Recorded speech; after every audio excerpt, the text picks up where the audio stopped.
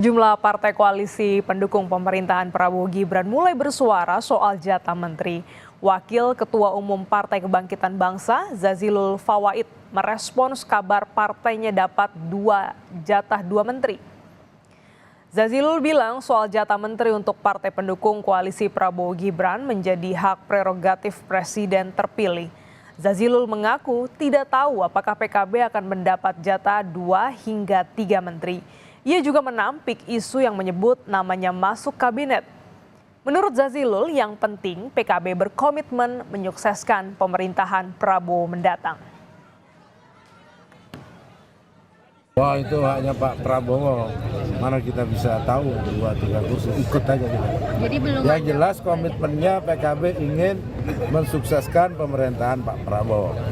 Belum ada omongan sejauh ini. Nama yang udah masuk Pak Prabowo nama Gus. Nggak ada itu.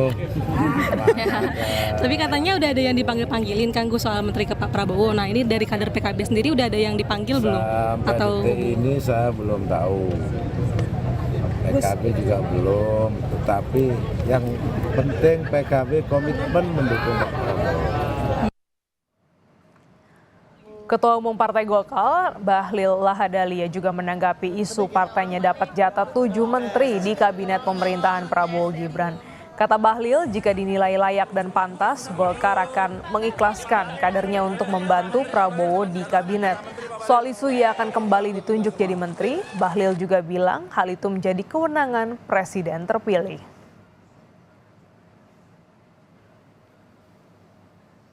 Golkar dapat jatah 7 menteri Golkar. Saya nggak tahu.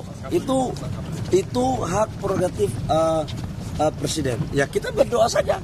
Kita berdoa karena kader-kader Golkar itu kan adalah kader-kader yang sudah berproses matang. Ya kalau memang dianggap itu layak dan pantas untuk kemudian mengabdi membantu Bapak Presiden Prabowo, ya kami ikhlaskan aja. Ya semakin banyak semakin baik.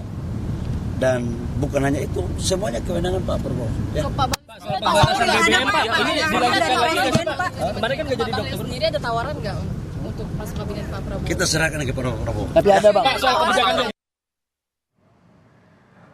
Saat memberi sambutan